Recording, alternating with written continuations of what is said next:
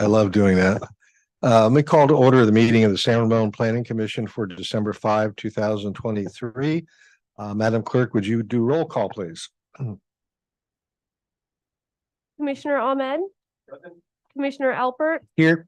Commissioner Curtis. Present. Vice Chair Kuznick. Here. And Chair Wallace. I'm here. Will everyone stand for the Pledge of Allegiance?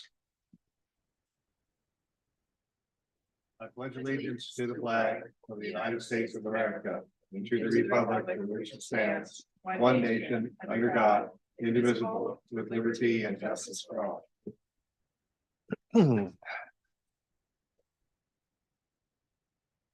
At this part in our proceeding tonight, we're going to do public comment. Public comment at this portion of the proceeding is for matters that are not on the agenda tonight. Members of the public may address the Planning Commission. If you would like to speak, we would like you to fill out a speaker card that's at the back of the room and submit it to the recording secretary. I promise it doesn't go to the CIA or the NSA. And we are not taking public comment on Zoom, although obviously people can listen to the proceedings on Zoom. So let me open public comment. Ms. Secretary, do we have any written communications? Not for this item. All right. So do we have any speaker cards? Not for this item. Okay, so we don't have anybody that submitted something in writing. No one wants to speak. Going once, going twice. Public comment is now closed. Item number 5 is additions and revisions. We have none. Item number 6 is the consent calendar. We have none. Item number 7, approval of the minutes from the November 7, 2023 regular meeting. Do any of the commissioners have any comments, corrections, or additions? Seeing nobody's head go up and down, I would appreciate a motion to approve the minutes. I'll go ahead and make a motion to approve the minutes of the November 7th Planning Commission meeting. I will second that. Okay, the motion has been made and second to approve the minutes from our last meeting on November 7. It's coming up electronically. When you get a chance to vote, please vote.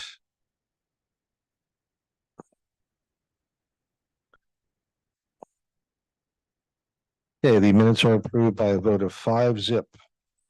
Item number 8, continued items after closing a public hearing. We have none. Item 9, continued items, open public hearing. Again, we have none. I like this. Item number 10, public hearing, new items. We have none. Item number 11, non-public hearing action items. Guess what? We have none. Item number 12, we are now breaking our streak. We have a concept review for the Chang property on Bollinger Canyon.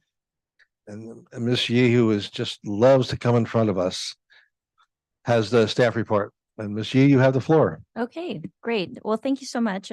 My pleasure to be here this evening to present a staff report for the concept review application for the Chang property residential development.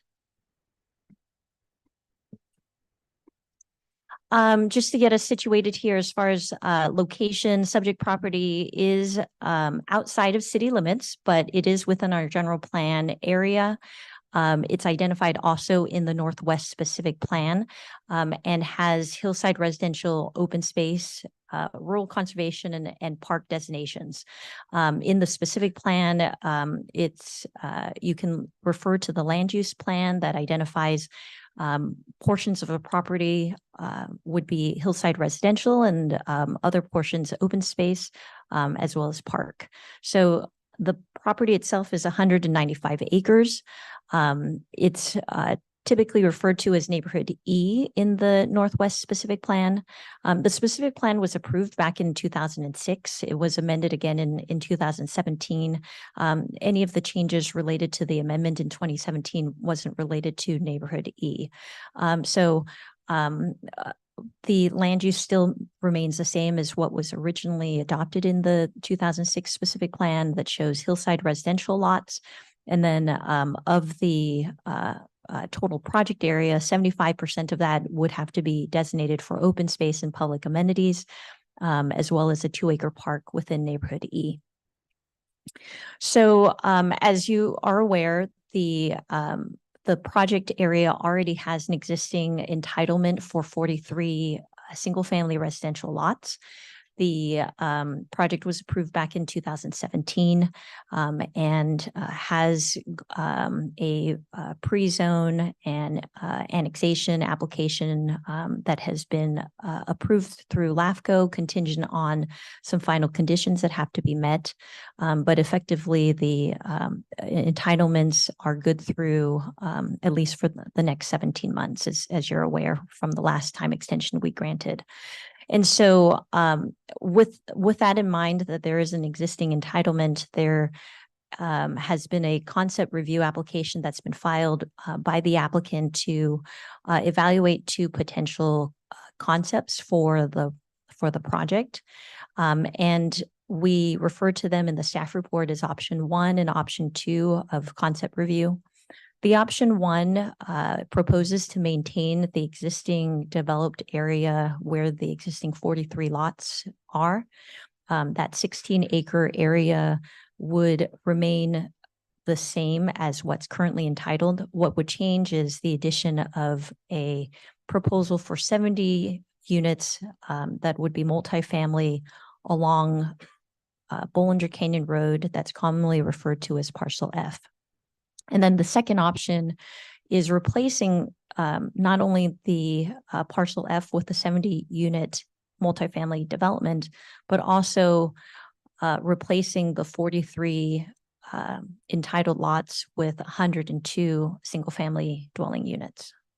So those are the concepts in front of you for discussion this evening, and I'll go through those in just a little bit more detail here with the maps that that go along with it. So again, this is the project area. The 195 acres actually expands beyond what you see in this photo, but of the 195 acres, 16 acres of the development area where the 43 lots are is where the project's currently approved.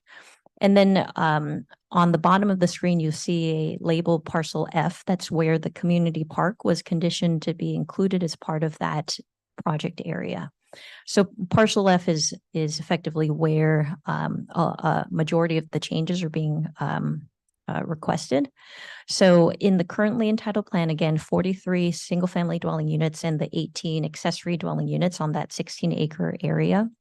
There's a 2-acre public park that fronts Bollinger Canyon Road, and then a remainder of about 177 acres of the rest of the project that would be open space or open space serving. Option 1 concept plan is, again, keeping the 43 single-family dwelling unit lots that are on that 16-acre parcel, or what would be the 16-acre parcel, and then where Parcel F is converting that from the community park to the multifamily dwelling units. You would still retain the open space that's beyond this project area. Okay, and then option 2 is expanding on the idea of concept one, where you would, instead of having two communities, you would now have three distinct communities. One community of 43 single-family dwelling units at about 4,500 square foot lots. And then community B, where you would have 59 single-family dwelling units that have smaller lots. And then your 70 multifamily dwelling units on parcel F, where the former park site used to be. And again, still retaining the remainder of the project area as open space. So in your packet, we've included some preliminary designs that the applicant has provided on what they would envision parcel F to be transformed to.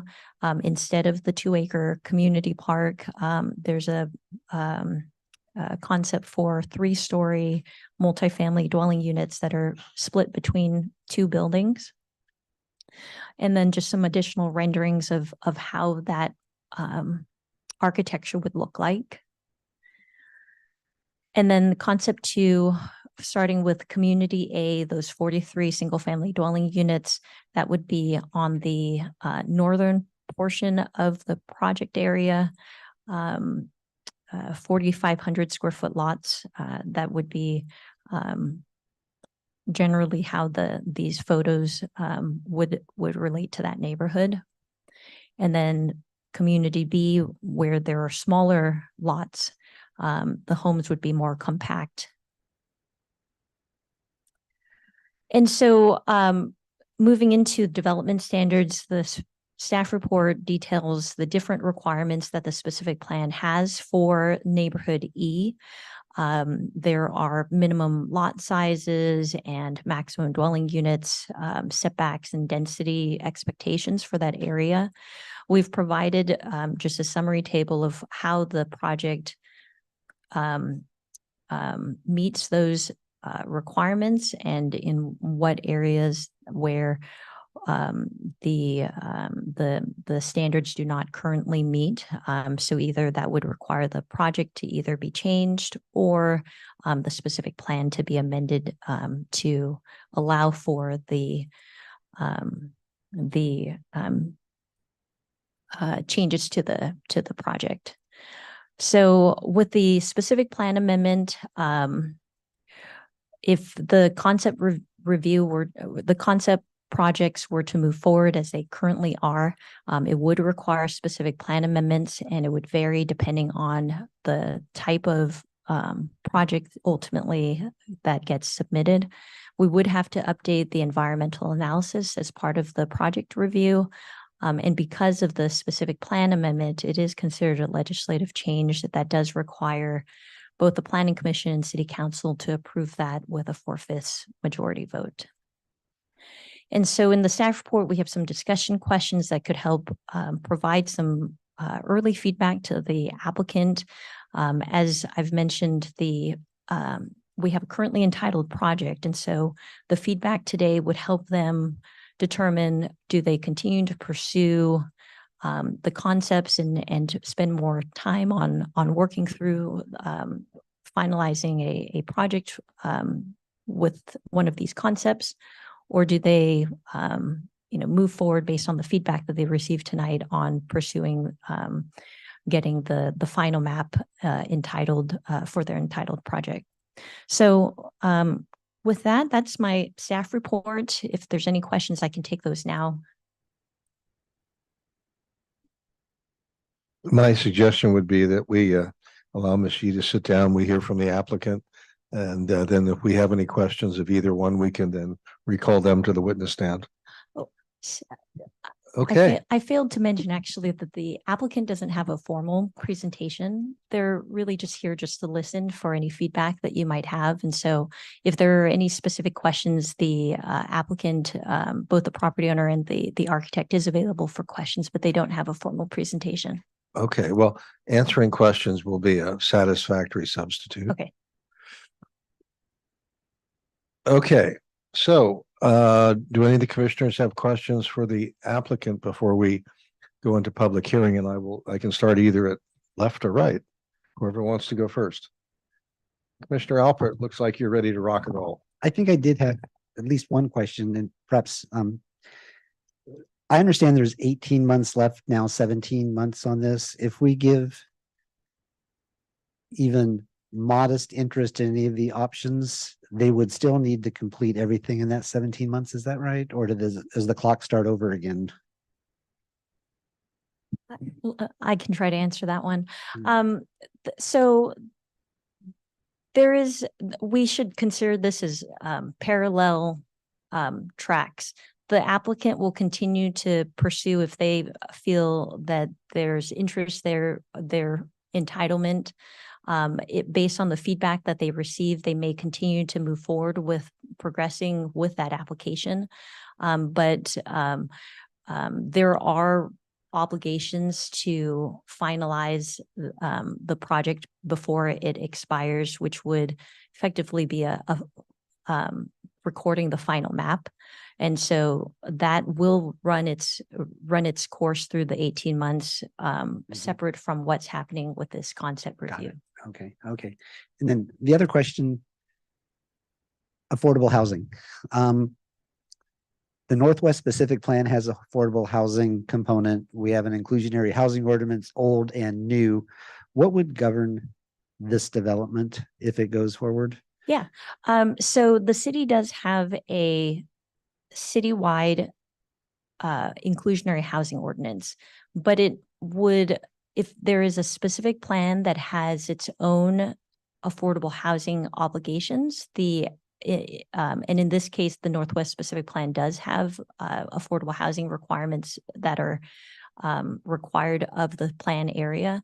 The applicant would be required to follow the specific plan affordable housing requirements as opposed to the other adopted inclusionary ordinance. And that number is 25%, is that right? For North- That's correct. So Okay. the plan requires the 25% and there's a combination potentially that can be to get to 25%, but it is a 25% obligation. Okay, great. Thank you. No other questions at this.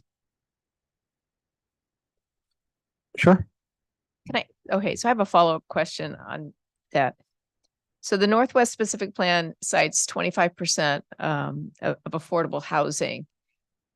If we have to go through an amendment to the Northwest Specific Plan, will that alter that 25% or does that remain in place regardless? The 25% remains in place until you change the specific plan requirements. So similar to what happened with the West Side Specific Plan last year, when we updated the specific plan, we also took the opportunity to update the specific plan to and the affordable requirements to match the inclusionary housing requirement. So of the citywide ordinance. So it would be the purview of the commission and council to decide if at this point, as part of the amendment, you would also want to include updating those sections. But it doesn't automatically trigger the change. It does not. Okay, thank you. Could you just talk a little bit about the 18 ADUs from the original entitlement? Is that because in the documents it refers to them as SADUs or they call it secondary Oh, yes. accessory dwellings. It's not familiar. So back when the project was approved back in 2017, we were still referring to accessory dwelling units as secondary dwelling units, Okay. but they're one and the same. They're secondary units to the primary dwelling unit on the home. And at the time that the project was approved, the specific plan is silent for how the affordable units are need to be provided. And so secondary dwelling units or accessory dwelling units were considered a appropriate type of unit to meet the project's affordable housing obligation. So the project actually provides beyond the 25% for the 18 units out of the 43. And just out of clarification, is this your standard bottom floor basic studio with a bathroom model, or was there anything specified? The project is entitled for a subdivision and for a development area, but it doesn't include architecture Okay, as okay. part of the approvals. And so they'll still have to update their architectural Okay. designs. And so it's yet to be seen how the ADUs will look like. Right, that's the answer. Thank you. Thank you. Go ahead. So just to clarify, the West specific plan requires 25% to be allocated for affordable housing, correct? Correct. But for this concept review, or for the plan they're proposing, they're allocating about 20%. So the project, at least the project plans identify 15% of the 70 multifamily dwelling units as being part of their proposal for affordable housing. In addition to, and depending on which option, there's also still affordable units associated with the original project, the 43 lots that have the 18 accessory dwelling units. And so at least with option one, it would be a combination of the 18 accessory dwelling units plus the 15% that is identified in the multifamily. So that'll meet the requirement then. That could meet the 25%. We would still have to confirm those numbers and determine, when you have a specific plan change, if that all the obligations are met, but effectively that should meet the That's requirements. only under option one, you said? So that's for option one. Option two is a little bit still unclear at this point. Option two changes the original 43 lots. And so I don't know if there's still an opportunity to allow for accessory dwelling units in that configuration. There is a potential that there could be accessory units that are included as part of that, but we haven't gotten to that stage of the design just yet. So if that's part of the comments as far as how you would like the affordable to be met, that could be some feedback that you could provide to the applicant tonight. Sure. Yeah, if you can get some more information on that, that'd be great. Is this fan always on? I'm having a hard time hearing you. Must be the vent so loud It's- today. That's fine. I just wanna maybe a little louder. Sure, Thank no you. problem.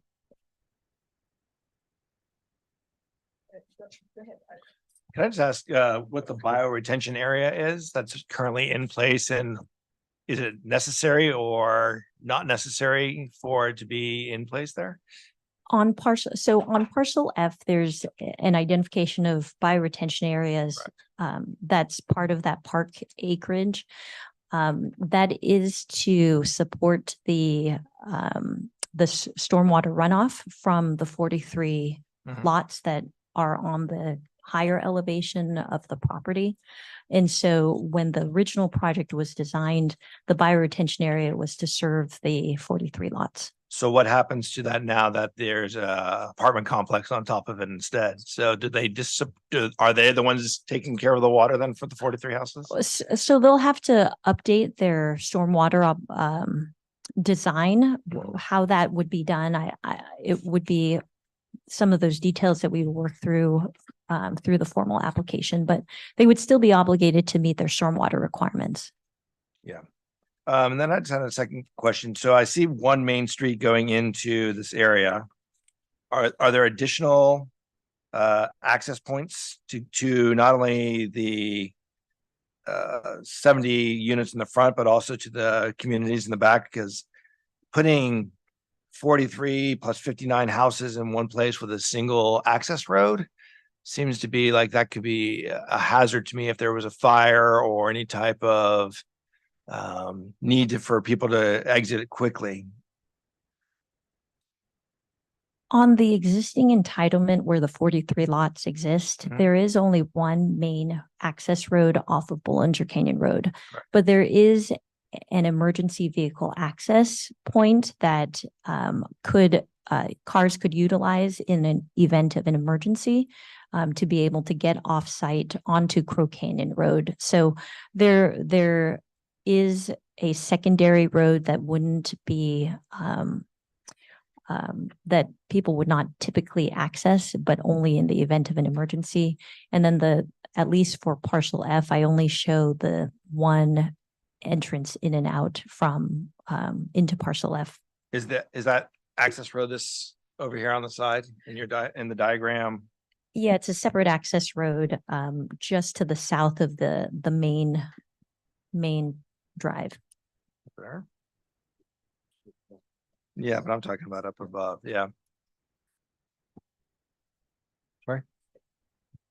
And then my final question is, I'm looking at the proposed project standards, and it looks like there's a lot of things that does not currently meet the city standards. How often do we go ahead and allow people to move ahead with projects and not meeting majority of our standards? It looks like they don't meet almost all of them realistically. Well, I think that's kind of the whole purpose of this concept review is that recognizing that it does require an amendment to the specific plan. The plan that was put in place in 2006 right now doesn't support the project that they'd like to build, and so it does necessitate the specific plan amendment. I would say that the plan and the design of the plan, on occasion we have plans that merit some revisiting. And so we've seen that with North Camino Ramon and West Side. And so potentially this is about, almost 20 years from when the project was originally envisioned. And so if the city at this stage thinks that there's a need to reevaluate the specific plan, we're kind of in that window where we're about, 20 years out from when the project was originally designed.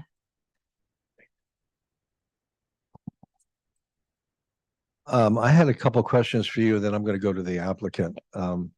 My first question had to do with the ADUs. Now, I think that the revised inclusionary housing ordinance that the city council, I believe they adopted, specifically says that ADUs are not counted in terms of a developer's affordable housing allocation. Is that correct? That's right. Okay, so let's assume for the sake of argument that we treated the 43 ADUs on the 18 ADUs on the 43 existing approved houses under the inclusionary housing ordinance, they would not count, would they? If the citywide inclusion ordinance was applied today to the project, we would not consider the ADUs as meeting at least the inclusionary requirements. Okay, now in the existing Northwest specific plan, is there anything that allows ADUs to be counted towards an affordable housing requirement that applies to this particular project? The concept project? Yes, the project area. I forget about Faria. They're off on their own, but this project area. So the specific plan is silent as far as whether ADUs would or would not be satisfactory towards meeting the 25% inclusionary requirement. And so because it's silent, the specific plan does not say that it cannot use ADUs. There's nothing that would prevent that from being proposed as part of their project. Well, there's nothing to prevent them from proposing anything. The real question is, are we required to accept that proposal? I believe we would be until there's something specific that says that it does not apply in this area.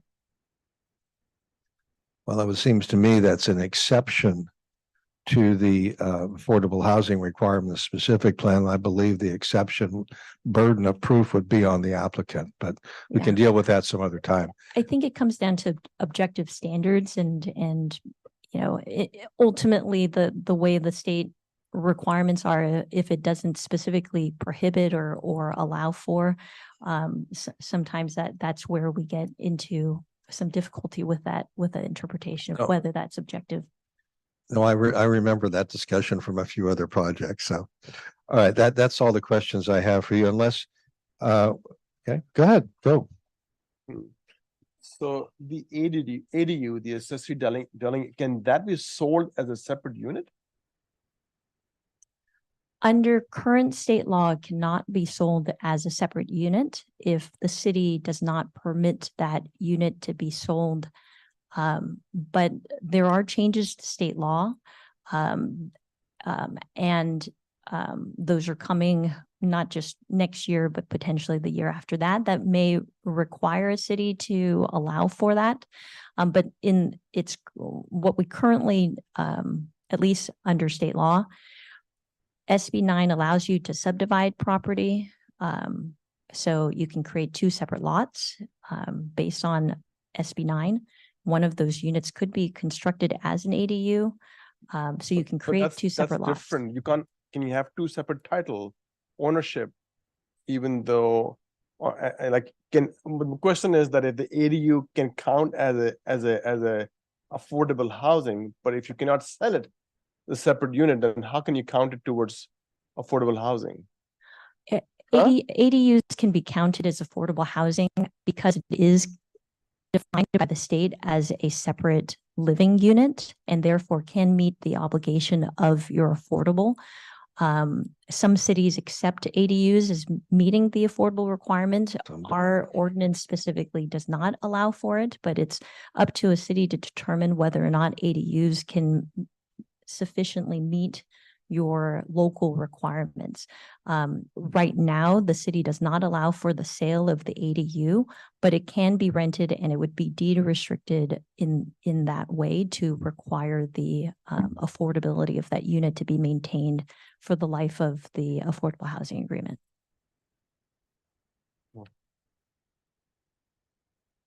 I'd like to have a representative or representatives of the applicant. I have some questions for Sure. them. Maybe Eric? Good evening. My name is Eric Chen. I'm with CDA plus PDG, with the architect for the project. Basically, let me kind of explain one thing is that actually the affordable housing units, I mean, I think we've written 20%, but we're definitely okay to follow the code here, the 25% or even more. We can go up to, I mean, according to the client, we can almost for the units down at the park area that we propose, we can go up to 100% affordable if need to.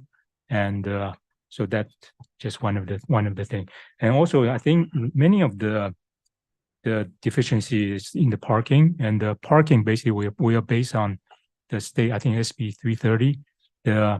They have a different parking requirement for the units. So I think we're following that in terms of the deficiency in the parking. And so that's pretty much I want to clarify. And so if you have any more question, yes. I do. Okay. Let's go back to the affordable housing. It looks like you're treating let's just talk about concept number one first. It looks like you're treating the multifamily proposal separate apart from the 43 homes that were actually approved by the planning commission. Am I right? This is very early because originally our thought is that we're actually using considered as a whole entire project. And what's the requirement for the affordable on the 16 acre will be satisfied by the providing the affordable units in the parcel F. So for example, if they need 18 on that 16 acre, we will put 18. We will increase the affordable units in the parcel F to satisfy the entire project. Okay, so let me see if I can get the math in simplistic terms here. Between the 70 multifamily units and the 43 that have already been approved, that's 113 housing units you're proposing to put on the project area. And 25% of that, according to our specific plan, is required for affordable housing. am I reading you correctly? Is that whatever that number comes out to, you're proposing to meet that number by the units in the multifamily housing alone? Yes. Okay, all right. With respect to the parking, we do have a parking grid in our zoning ordinance, which still is in effect. And when I went through it, given the size of the units you're proposing for the multifamily, it looked like you were required to produce 130 parking spots for that 70 unit complex, taking into account that you have to apply a certain number of spaces for putative guest parking. So my question to you is, are you prepared to provide 130 parking spots on that 2-acre site? If that's turned out to be the required, yes, we Okay. could do that. All right. Now, I read in the report that you're proposing a guardhouse. Did I read that correctly? I don't know if it's a guardhouse. It's basically just the front. It may not be. This is very early, so originally we just at the entrance we have a kind of guardhouse, but probably just a decorative kind of a. Okay, you're not planning on making No, the no, it's not multifamily a gated. gated No, community? it's not gated Okay. community. And to follow up on what Commissioner Curtis was asking about, in terms of the two separate, again, we're still talking about concept one. In terms of the two separate housing units, you're basically gonna have two separate entrances, one for the multifamily and one for the 43 homes? Yes. And is there going to be a connecting route between the 43 homes and the multifamily? No, they are separated by a creek, and also the different elevations. Okay. And just so it's clear on the record, the area that you're proposing to use for the multifamily buildings is currently designated on your approved plan for a park, is that right? Correct. Okay, and so basically you would eliminate the park, which is required by the specific plan, and replace it by housing. Are you going to put in a replacement park? We can do that, or we'll propose it in lieu fee for the city to use it for maintenance or for other park, or place a park in somewhere else. I'm sorry, I didn't quite hear that. We can do that. We can replace it in somewhere else in the property. Okay. Or we more what we desire is to actually provide an in lieu fee, which means provide a fund for the city to place the parks elsewhere, or use it for whatever purpose to improve the parks Okay, so elsewhere. I think the colloquial term is to fee out from the obligation to provide a park. Yes, maybe Okay. that's a All problem. right. Let's talk about concept number 2, because that's basically a clean sheet proposal from what I understand. But you're going to keep the 70 unit multifamily housing intact on the bones of the park. And then you're going to replace the 43 estate homes with 2 different types of housing, 43 single family homes with a lot size minimum of 4,500 square feet, and then 59 single family homes with a minimum lot size. So you're going to have a total of 172 units on the project area under concept number 2. So my first question is, are you planning on making 25% of those units affordable as required by the specific plan? Yes, I think that's required. So It is. yes. So, we will- okay, so now you have 3 different types of housing. You got the multifamily, which I assume will be apartments, could be condos, but let's just leave that aside for the moment. The multifamily, then you have single family section A and single family section B. Now, in what you're looking at is 25% of each of those housing areas will be set aside for affordable housing? So that's why hopefully we can use the project in parcel F to satisfy all the affordable units. So for example, if I think the total is, I don't remember the number, 172. 172 total Yeah. units. I don't know So what 25% of that would be about 50, 44, something like that. So we have 70 units at the parcel F. we can make 44 unit of that affordable. We can actually, I think the clients is amiable to make the whole 70 units affordable units. Okay. All right. Okay. That's all the questions I had of the applicant. Does anyone else have any questions while he's up there, ready, willing, and able to answer all questions? I just had a question about the housing themselves. So obviously these are just concept pictures, but are they going to be single story and multi-story housing in the 43 and 59? Are they all going to just be two-story? I think the zero lot line one, they go up to 3-story, and but the 4,500 was square foot one, that's probably 2-story. So no single story No, dwellings? what they could, I mean, single story is always an option, because I think a lot of time they will use some kind of mix, so there might be some single story. Thank you. Okay. I had a clarifying question. So for the 70 units, and so they'll have 1 bedroom and 2 bedroom, correct? Mostly, And yes. so, and then at the same time, they are supposed to be 3 stories, is that correct? 3-story, yes. So for 1 bedroom, you'll have 3 stories? Oh, no, they are flat. Oh, okay, So okay. there's kind of like apartment style, so you have you stack units. Ah, I see, okay. I see.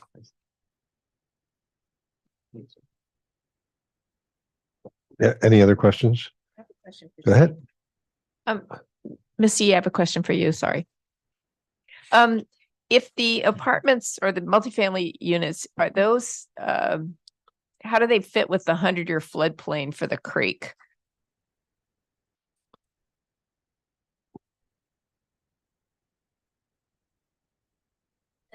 So that would still have to be reviewed as part of the formal application.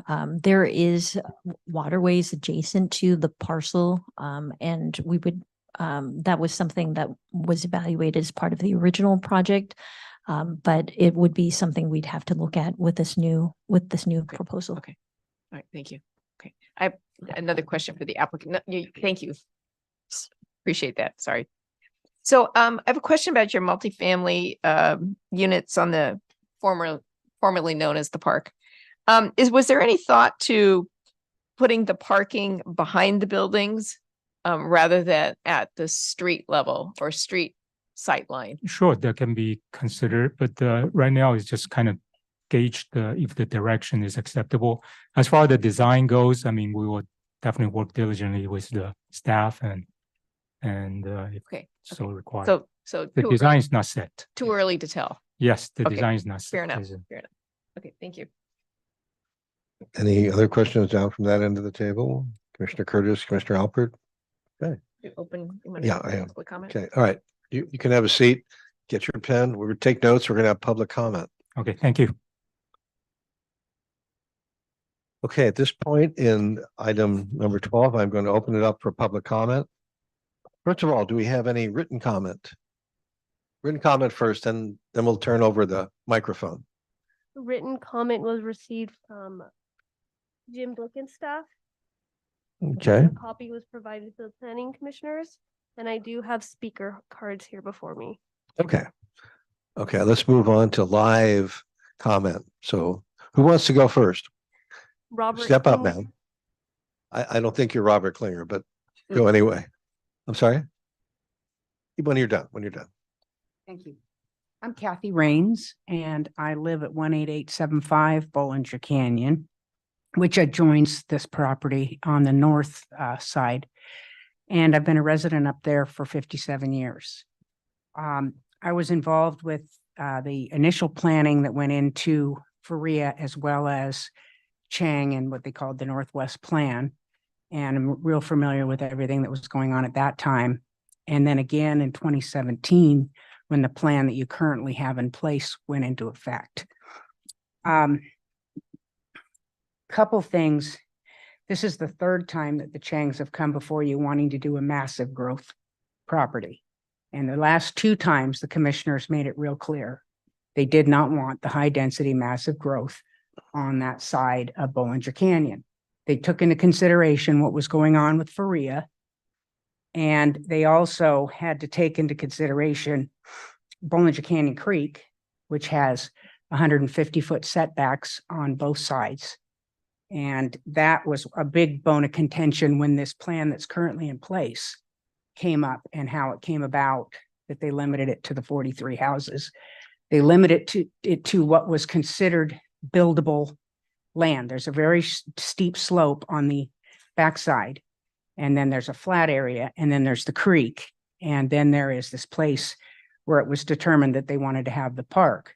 At that time, they said there simply wasn't room on that lower area to do building when you took into consideration the 150-foot setback that's also required on that side.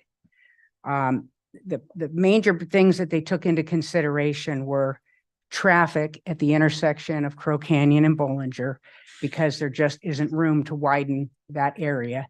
And it's already heavily impacted by what's now tremendous growth over on Faria. Access to emergency vehicles, entrance and egress. They did discuss the fact that they could do like Thomas Ranch and have an emergency vehicle access on Crow Canyon, but that they were limiting the access on Bollinger and the 150-foot setback. And then the land itself has tremendous sliding. Anyone that drives west on Crow Canyon and looks up can take a look at what we've all been impacted by. I was really pleased with the plan they came up with for quite a few reasons. One thing, as neighbors, we talked about was that we wanted to see them preserve the character of the canyon as well. Bollinger Canyon isn't Bishop Ranch.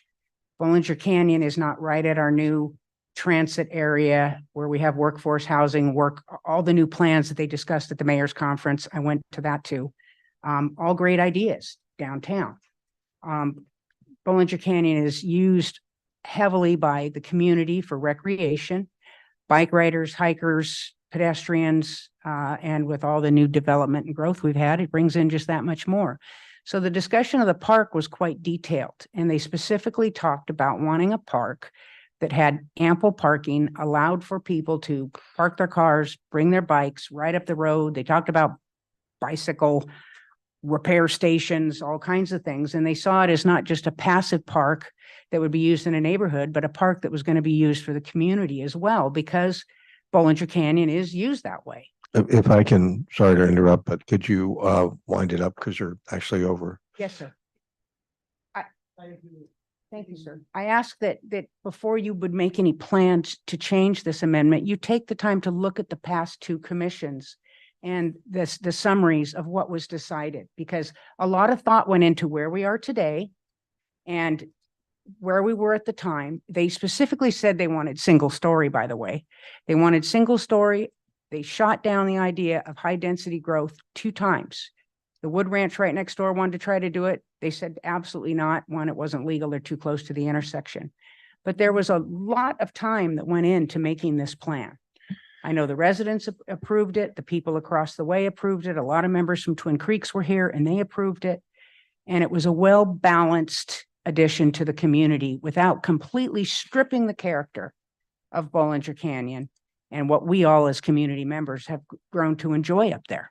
So I ask you to take that seriously, because that still stands with most of us up there. Thank you. Thank you. Do you have any other speaker cards? Robert Klingner. Come on down.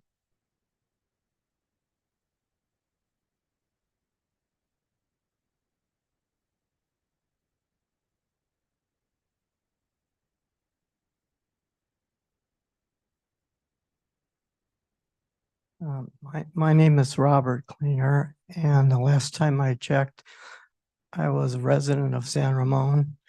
I knew about this project in 2002, just by way of history. That's when I met Eric Lawless. And in 2005 and 2006, myself and Leslie McGee and Paul Reed and Mike Jones appeared before the Planning Commission at that time. And we opposed the Faria Preserve project and also the Chung project at that time. So this is a long history, and I just wanted to provide that background. We appreciate Eric Wallace listens to everything we say. And you folks, whether you realize it or not, you represent the citizens of San Ramon. That's who you work for. So we appreciate the efforts that Eric worked on our behalf. And he tried to get the improvements that people required. We started out with 200 people 20 years ago. And at the end, the Coalition of Northwest Neighborhoods, which is 15 neighborhoods in this area, had 2,000 members. They had this Chung property and now the Chang property approved. And it was for 43 homes. And altogether from that time, 20 years ago, if you add all of the other projects, Bollinger Crest Apartments, Cambria, Lauderhill, Faria Preserve, you end up with like 1,200 units. So we started out as a small community in Northwest San Ramon, and all the hills have been leveled and the homes have been built in opposition to the residents that live there now. The one request I made, which was a written request, she has it on a piece of paper, is that you folks take a vote. So you put something up and you ask the people, the neighborhoods, the people that live there, if they want to make these changes as brought about by this family. I would like to take a minute just to welcome the folks here. I know they come from Southern California. I know them, and I know they're interested in improving the San Ramon, but it's not the right time and the right place. And the people in San Ramon don't desire this. We've been through a lot. So that's what I wanted to tell you folks tonight. Very, very, very, very angry. Normally, when these type of situations come up, the city takes it upon themselves to send everybody a notice, and they try to tell us how this thing's going to work out. And so we got no notice at all, and it's just kind of thrown together. And it's a terrible, terrible project. One last thing I'll say is, if you look closely at those documents, these are rat hole apartments.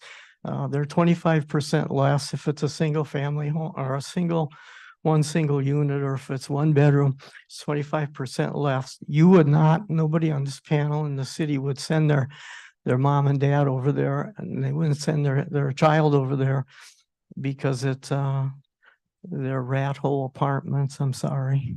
So I hope you take that into consideration. Thank you for listening to me. Thank you. Do we have any other speaker cards?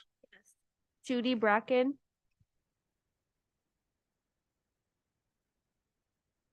Hi, my name is Judy Bracken, and I live at 18884 Bollinger, right across from where the Chang development is going to be.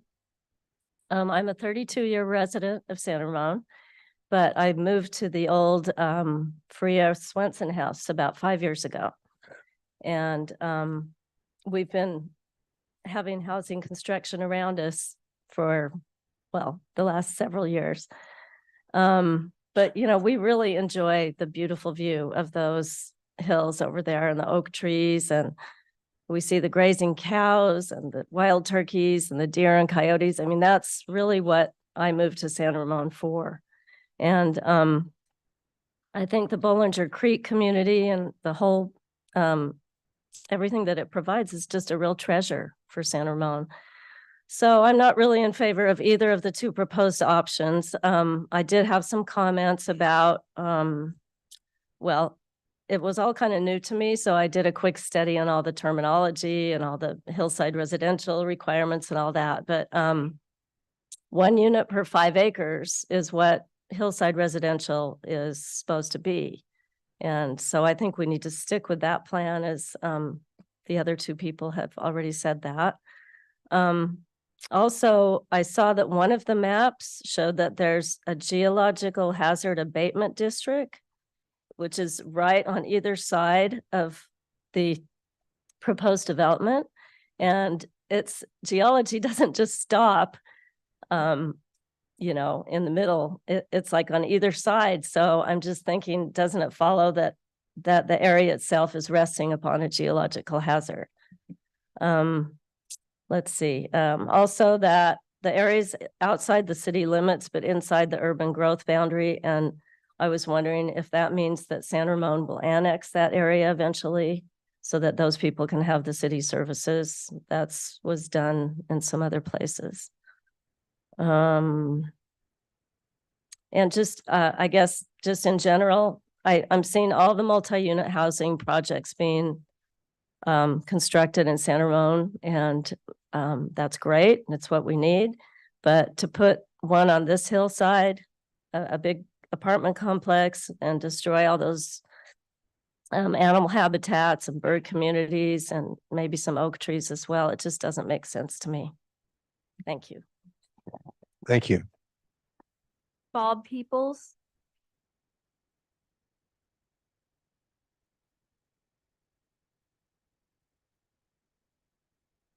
Good evening. I'm Bob Peoples, a San Ramon resident and proponent of maintaining open space and other green space in contiguous to the city. I oppose any changes to the existing entitlement for the Chang property. The Northwest specific plan envisioned that area as a less dense development in contrast to the much denser development in Faria Preserve. And as Ms. Rain mentioned, that has been ratified several times since the original decisions. The city fulfilled its responsibilities by authorizing development of the area of the property more than 6.5 years ago. As always, the existing entitlement created in 2017 was based on negotiations with the owner regarding what could be developed. The owners haven't proceeded with the development in that 6.5 years that they had the ability to do so. But at this late date are asking to substantially increase the density of development. Less open space will be dedicated as well. And they will not be providing the park and detention basin which is envisioned.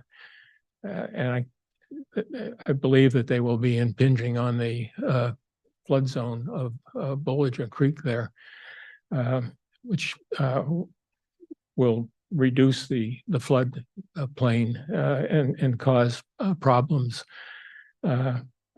elsewhere along the creek. Such delay should not be a reason for acceding to the proposed changes. Thank you for your time. Thank you. Ryan K. Rubin.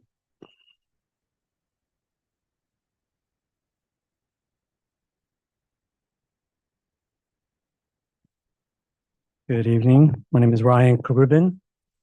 I work for a nonprofit affordable housing developer. I'm the director of acquisitions for a 40-year-old company based in Long Beach. And hearing comments about affordable housing here piqued my interest to come up here and provide support for option 2 for the 70-unit project. I was just doing some math in my seat there and looking at a 172-unit building or total unit count on the site, 25% affordable, that brings you up to 43 units out of 70. I think to be competitive today, it's very competitive in tax credits, getting affordable low-income housing tax credits and other city, county, state funding sources. 70-unit building, 100% affordable is something I heard on this panel here that might be something attractive for the site. And I think to build that unit and go into different rounds of applications for that size would be competitive.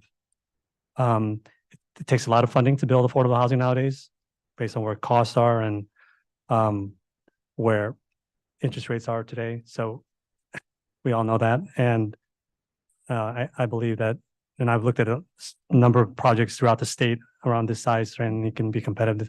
The site is in a high resource area. That's what the state of California looks for, being in a high resource area, and you guys may know that.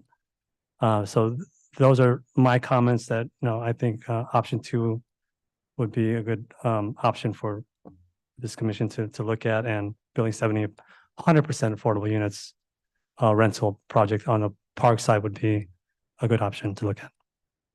Thanks. Thank you. James Zawari.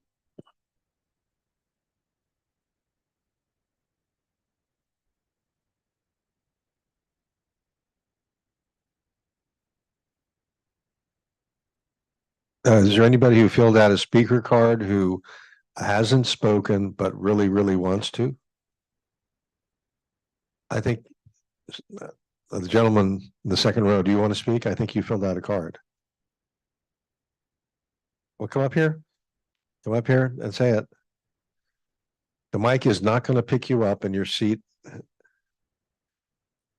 name is Mehdi Nickbach. I live in Thomas Ranch, across the street from this proposed plan. And the area Bollinger Canyon and Crow Canyon is popular with joggers, pet owners, bicyclists. It's already very dangerous. The Crow Canyon is very dangerous. And by adding more units, especially the second option, you're basically agreeing to turn that into a killing zone.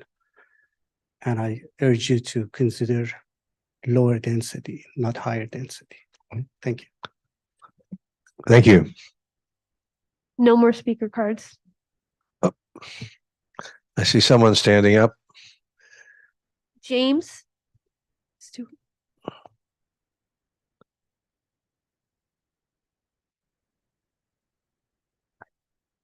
My name is Jim Stewart. I live on Bollinger Canyon, about 2 miles upstream from this project.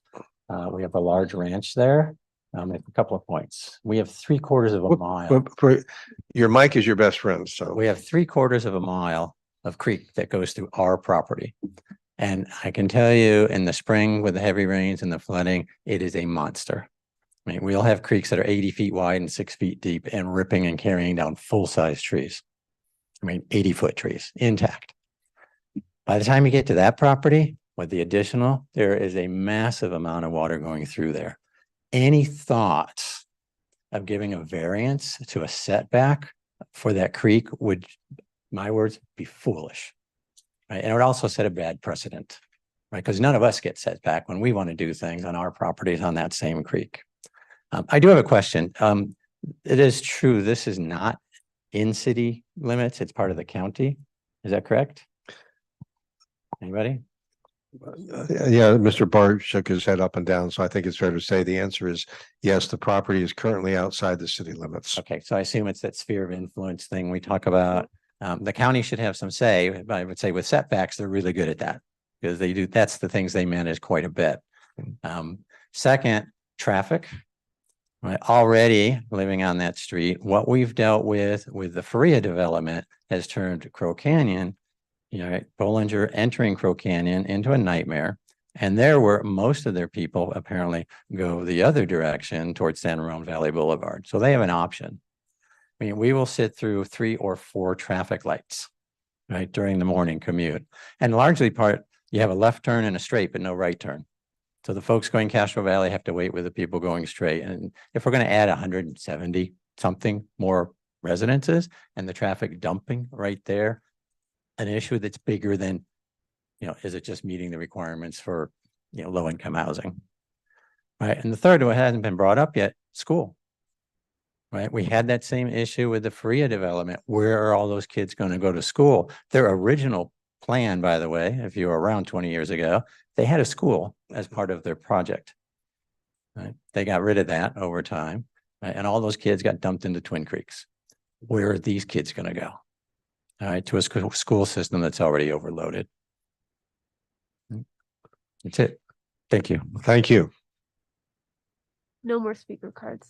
Okay, no more speaker cards. So I'm just going to close the public hearing, then I'll allow you to have comments too. So, but first we have to do the public hearing. So anybody else wanting to speak, going once, going twice? Public hearing is closed. Now would the applicant like to comment upon the comment?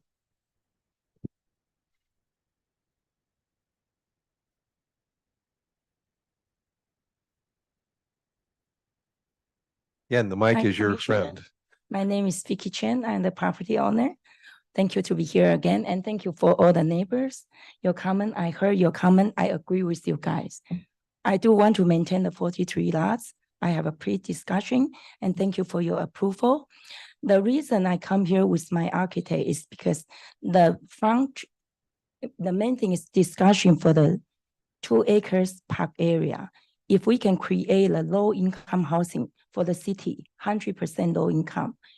If city wants only, if you guys don't like it, let's just go ahead with the existing plan, because I like to keep it nature as well. But in the meantime, I do have my mission to that's what I do, a lot of philanthropy and charity to do some affordable and also for the community. The main thing is not to really do the low income, it's the senior low income. That's why I try to propose. That's why I was telling my architect, if we can do the affordable low income for those less privileged old elderly people, I'm willing to do that for the community. I keep the 43 lots. I already talked to Cindy earlier. I said, this is what I want to do. I want to see things nature there, not crowded like Faria property. Although my density compared with the Faria property, only 8% with 195 acres. We only built on 16 acres, 40 houses. Although it doesn't pencil out, but I'm trying my best to work these things out. If this is a thing, I respect all our neighbors. I listen to their opinion. I agree with them. We want to keep things nature. I don't like those big companies build those high density things there. The only thing we try to propose is the 2.5 acres property there. If that one can satisfy city only 100% senior affordable, I will make the project do it for 100% senior affordable for city, not for myself. I don't need this piece of property. Thank you. Thank you. Yeah, I think the clients are thinking the senior, of course, eliminate the school question, and then also kind of reduce the traffic congestion because it's seen for that purpose. Okay. Thank you. Thank you. All right, commissioners, now it's our time for discussion to give feedback. The staff, remember, she did ask for 4 questions. And also to the applicant, probably more importantly. So who wants to start off? I do pick names if I have to. So I'm going to start down here, Commissioner Oliver. I'm just wondering what motivates us to approve a plan which is not within the sort of like modify a plan. What's the why would we do that? Like if there's a Northwest specific plan, now we have to modify. What's the incentive there? Why would I do that? Just want to know that. What's the logic for that? And also, no, it's not clear to me when these questions are being proposed. Are the proposed land uses and removal of a 2-acre park appropriate for the site? Well, I don't know. Maybe it's not. Maybe I don't know. I don't have enough information to decide that. I think I would like to see a park. If you take 2-acre park, I think a substantial piece of land. We're not replacing it by something else. So on the surface, it seems little not the right decision. This is my just comments. I'm brainstorming this. Thank you, Commissioner Kuznick. Okay. So the question starts off about, does this merit amending the specific plan? One of the challenges and I really appreciate those who offered the historical context. For those of us who were not on the commission that far back and trying to come up to speed on these things, but I can't help but also be very much aware that while this may have come up in 2002, that the desires of the city, the state, the community at large has altered. And so we frequently are asked to look at plans that look differently than they might have done 10 or 15 or 20 years ago. So amending the Northwest specific plan, well, if the project is worthy of it, then that is what we are called to do. what we haven't heard here tonight was any reference from the city of San Ramon in terms of our parks and community services people on what they're weighing in on what the impact of losing the park might be. So that might be an interesting question in further development. I do think it's really interesting how most of the times now we are looking at the density requirements, projects coming to us with certain numbers and certain densities. I think what we're seeing both in option 1 and 2 reflects the changing of times. I do think while we have the potential for looking at the creek, I grew up next to a creek, so I also appreciate the roaring of trees downside. So I totally get that part. But I also know that in other parts of the city where we have the San Ramon or the Bollinger Creek over by what is currently like In and Out, there's a proposal there for a nice walkway park adjacent to the creek. So while the 2-acre park might be being reconfigured, if one owner owns that stretch of the Crow Canyon setback, maybe the park can be continuous in other ways. I mean, we just not what was designed in the first iteration of this. I actually think that the times in terms of looking at water allocations, resource allocations, that we really are more in line with smaller lots, houses close together, in terms of how it accesses water, the amount of roadways it takes, and that I kind of see this in the 2 options. My only recommendation, well, I have a couple of recommendations. You didn't ask for them, but I'm going to give them to you anyways. I like the multifamily close to the roadway. It's, in my opinion, not inconsistent with other apartment buildings and the density that you see up at Faria. I go to Las Trampas probably at least once a week. Some of the commissioners know I hike at least 3 or 4 times a week. Yesterday, 2 different 5-mile hikes. So I'm out there a lot. I'm really familiar with the look of it.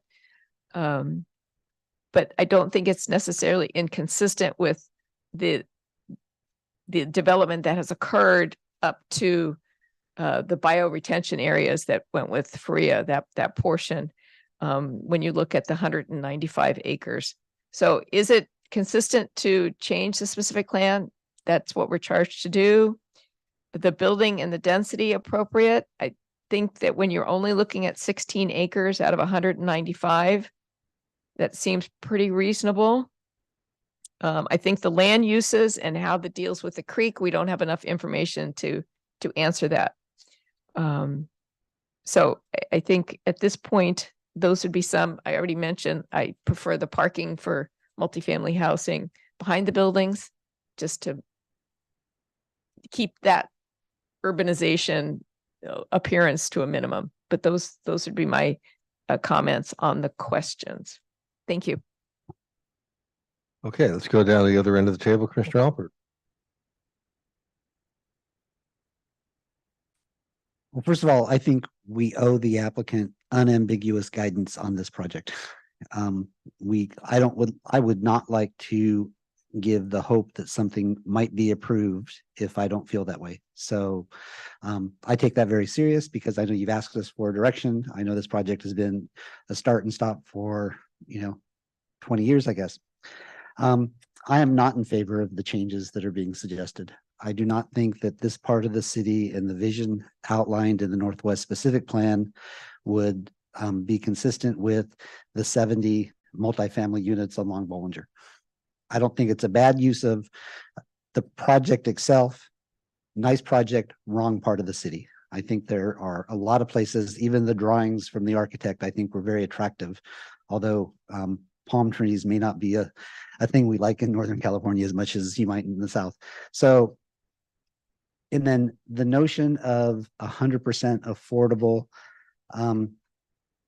I saw what it took to create 100% affordable senior housing at Aspenwood, and it took significant city resources to bring that one to life, just because of the nature of funding and things like that. And I don't know that the city has the affordable housing fund in the bank to actually support that. So to say that's a good idea, only to find out 1, 2, 3 years down the road that the money's not there, I think wouldn't be fair to you. And that's just my assessment of that. The comments on creek setback, I think that those are very valid. I think we've had issues with creeks that may not even be considered creeks when this one is truly a creek of significance, and that the Northwest Specific Plan calls out 150 foot. We have other places in the city where it's 100 foot that probably doesn't have a tenth of the water that we see in this area. So I don't think that that's truly a viable suggestion to build that close to it. And then the loss of a park and the detention basin and the creek setback, I think all those lead me to not want to lead you on and say pursue option 1 or 2, but I think the original 43 unit plan, which I was on the commission, just brand new when that was negotiated, and do recall a lot of negotiations with the neighbors and the residents, and it was a very difficult, but I think we came up with a good project. And I was really pleased to hear Ms. Rain say that she does still support that project as it was contemplated those years ago. So that's my direction, that, and I think those are the answers to the questions, so that I would not support changing the current project. Thank you, Commissioner Curtis. Right. Thank you very much. Appreciate everyone's input tonight. I am leaning more towards Commissioner Alpert's recommendation as well, to leave it as the original 43. And I kind of view things through 3 things: people, planet, and prosperity.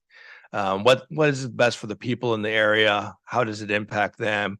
I mean, when you think about the traffic, it is definitely something that should be considered. It would enhance, or excuse me, it would hinder people's quality of life, is one of the key areas that we look at here in the city of San Ramon. And having to sit through more traffic is definitely something we need to concern about.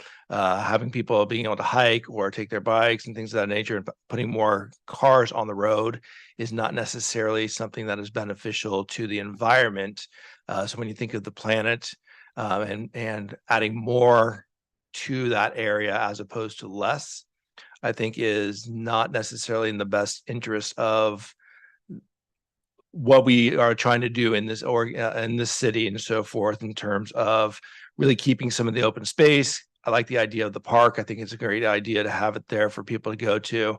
I am really concerned about the flooding and so forth there, being on a hillside. If you get rid of the ability for the water to flow down the hill and so forth into the bioretention area. And so, how do you really compensate for that? I don't know what would be the best way to do so. And finally, I also think about just, is it good for the city? Yes, there could be some income and things of that nature in terms of prosperity, but I think of it overall, I don't see it as a reason for us to amend the Northwest Specific Plan at this time. I think it creates a slippery slope at points where, if we do it for one, what's the next person, right? And so forth. So it sets precedents.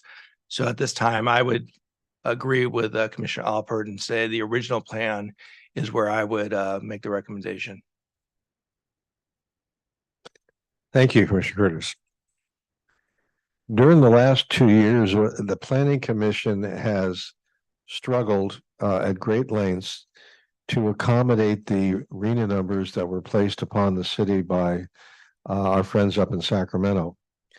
So we spent 2 years doing 2 things.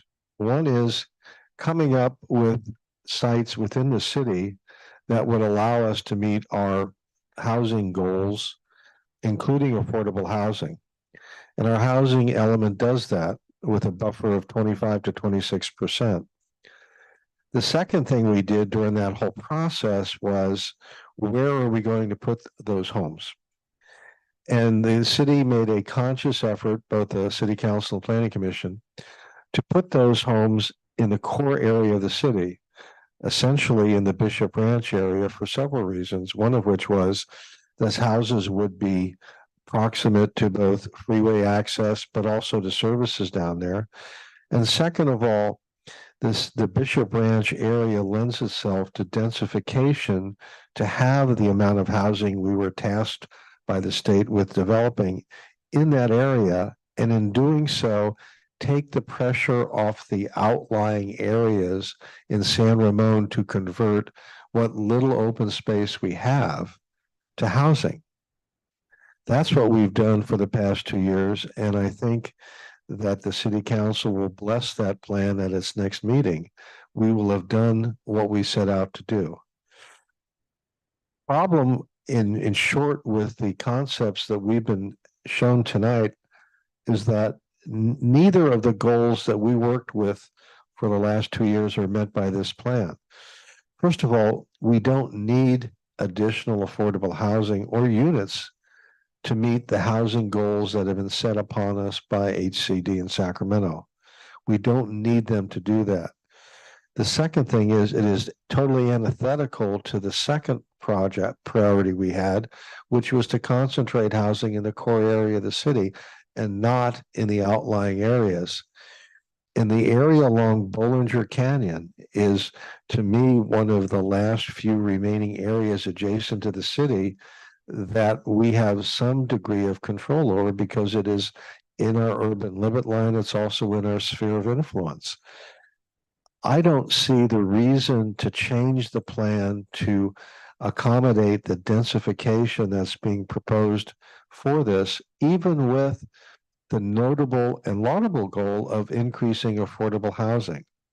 It's not necessary. It's contrary to what we've been trying to do in the last 2 years and contrary to what we did back in 2002 when we drafted the original general plan, which generated the specific plan, the Northwest specific plan that guides development in this area.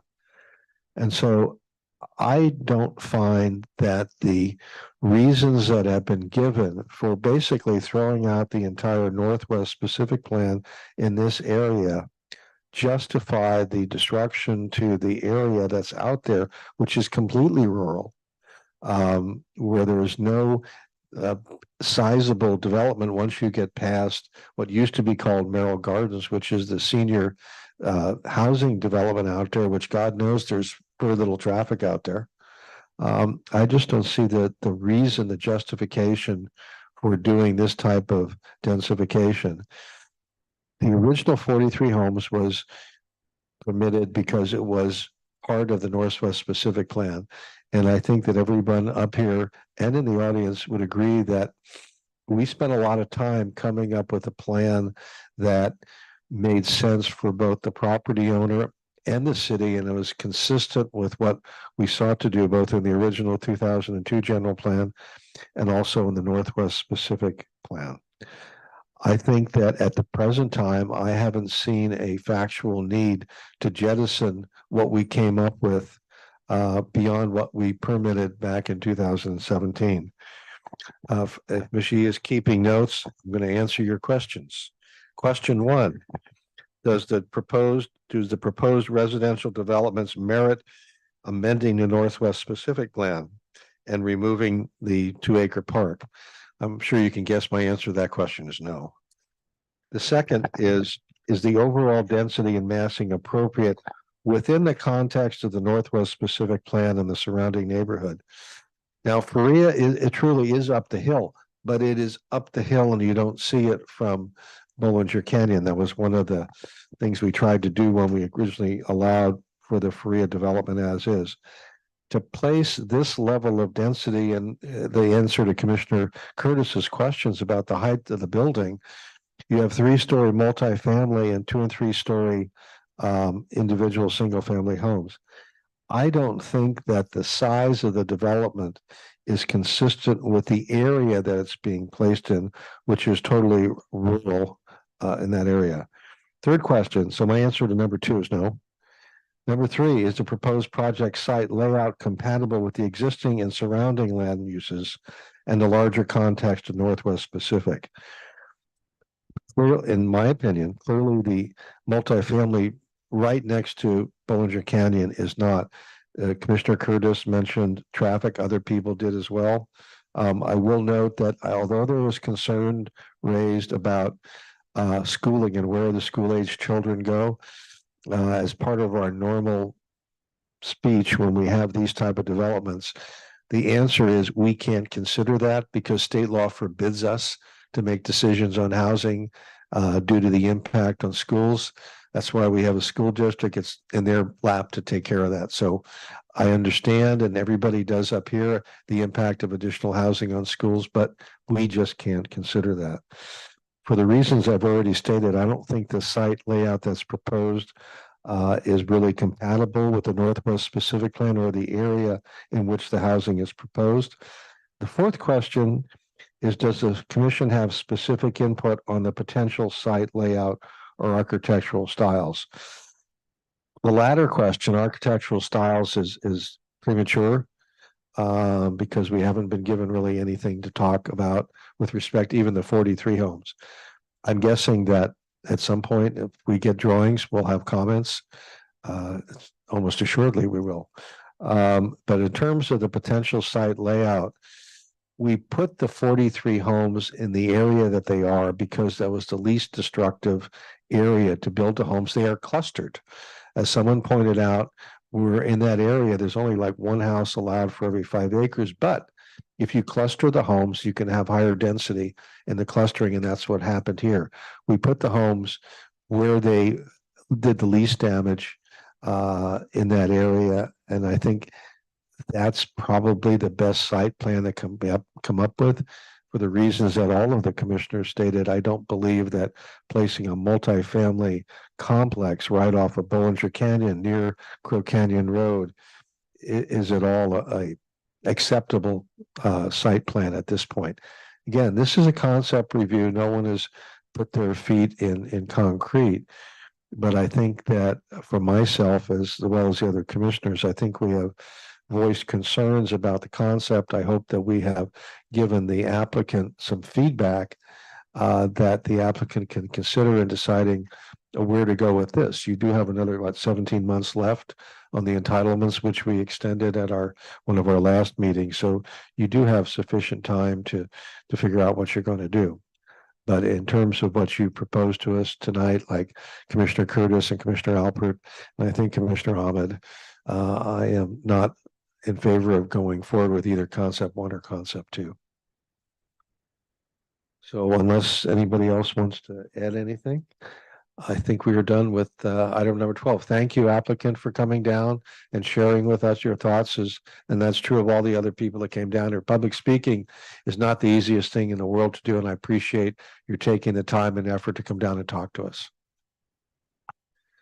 Okay, next item is item number 13, which is liaison reports. Do we have any?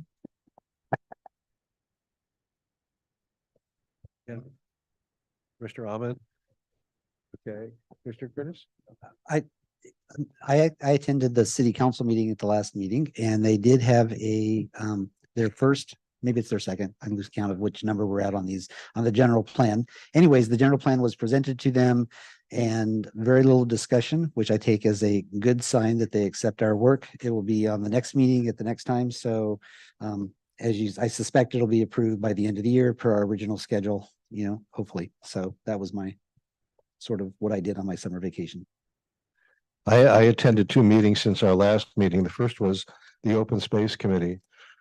One of the things they discussed was they have been batting around for a couple of meetings, coming up with a regional forum for people to discuss best practices regarding management of and acquisition of open space. Basically, at the last meeting, they decided to punt on that one because they've gotten very little response from anybody on that subject, other than people the committee always hears from. So they basically gave up on that, at least for the foreseeable future. The second thing they discussed was kind of interesting, which was, I guess the best way to describe it is, let's assume Bob owns an acre. Half the acre is on flat land and half goes down to a creek and is unbuildable. And the question that was raised was, can the city count the unbuildable portion of Bob's property as, quote, open space as part of its inventory? there was not an enthusiastic response to that idea. The other meeting I went to was a transportation advisory. And we actually didn't talk about traffic. What we actually talked about was money. And what they talked about was the impact fees that the city is looking at charging for new development. And two things come out. First of all, they come up with a impact fee by putting all sorts of numbers into a black box, and out pops what the fee should be. But the second and more interesting thing was, you would be shocked if you knew how low our impact fees for traffic are compared to our neighbors. Now, in part, it could be because they're still building in some places like Brentwood. And basically the impact fee is new development. What impacts is it going to have on the city? So if you're still building like in Brentwood, well, you're going to have more impacts because you're doing more building. But if you look at some of our neighbors, our impact fees were incredibly low compared to everyone else. And that's just the way the black box spit out the numbers. So it wasn't like we're leaning over backwards to help developers. It's just, that's the way the numbers came out. So I thought that was interesting in that sense. A little bit disappointing because that's less money we have to work with, but that's the way the cookie crumbles. Okay, that takes care of liaison reports. How about the report from Mr. Barr about our meeting next year? Okay, for the December 19th meeting will be canceled, so you can start Christmas early. Also, January 2nd meeting will be canceled for New Year's.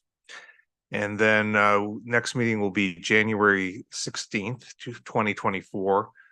We're currently looking at a study session for the climate action plan. And then also following meetings, we're going to start work on objective standards, design standards for zoning. These dates are still tentative. We're working through the details with our consultants, but that's the plan as it stands today. Okay, so is it fair that the one thing we know we're going to talk about is the climate action plan on the 16th? It's not guaranteed yet. We're still meeting with our consultants Okay. to get a program together, but that's our goal. Yes. Okay, and nothing even remotely solid other than that. We have a few development applications, but we don't have dates for them yet. Okay, all right, nothing certain yet. Okay. Unless anybody has any other comments, I am going to adjourn the meeting at